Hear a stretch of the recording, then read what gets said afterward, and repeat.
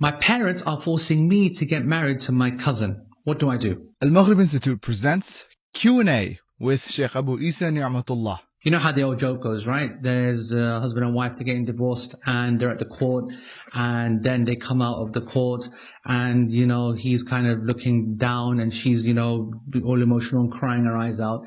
And he turns to her and he says, "Hey, look on the bright side. At least we're still cousins." Astaghfirullah. That is not funny if you are facing this situation right now. But it's funny because, to be honest, as someone from my culture, the South Asian culture, we know about this very well.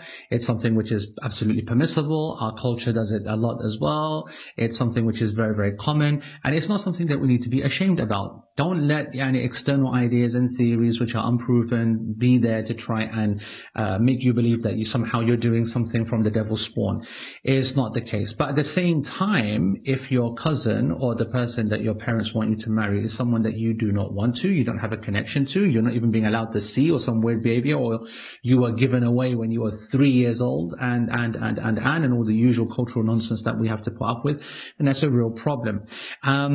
I just want to make it clear that we mustn't always look at a difficult situation, and of course, because it's marriage, it's the rest of your life, and it's something about compatibility, but we don't always have to look at it in a negative way. We don't always have to look at it in a defeatist way. There are ways, of course, to be able to convince our parents, a methodology, which I cover in detail in Protect This House. It's not something for a short answer here, that will allow you to try to influence your parents. It's an art to be able to influence your parents, and not only is it an art, but you need to deserve to be able to be given the right to influence your parents. Okay, if you are influencing them to the wrong decision, you're not the righteous type of person, then we don't want that happening. So, and likewise, also there is a detailed fiqh behind the issue of whether a person is commanded to marry or not. So a girl, for example, she can make a complaint if she's not happy with the choice of her father for this person that she's being told to get married to, her cousin.